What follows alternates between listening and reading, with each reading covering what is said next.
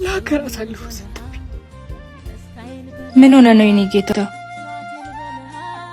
እንደዚህ ልትሆንብኝ ነው? እንደዛ ቻኩላ የጠራኸኝ ለምንድን ነው የደበቅሽኝ? ምንድን ነው የደበቅኩ? ስለ ማንነትሽ ነው። ማንነት? የኔ ፍቅር ምንድን ነው? ለምንድን የተፈጠረው ማትነግረኝ? እኔ ቆይ አንተ ምን ደብቅ ያውቃለሁ? አርቲፊሻል ማንነትሽንማ ደበቀሽኝ አታውቂም። ነገር ግን ሀገር ሙሉ የሚያውቀው ኖርሽና ማንነትሽን ግን እኔ አላውቀውም። አርቲፊሻል ነውር እኮ እኔ ቴሌግራም ላይ ሀገር ሙሉ የሚቀባበለው ቪዲዮሽን አይቼዋለሁ። አንተማ እማላየው መስሎሽ ነበር ስትዋሽ የነበርሽው?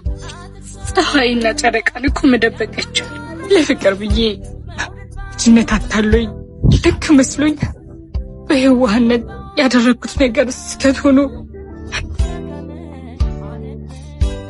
እንደ ነውር ተቆጠረ።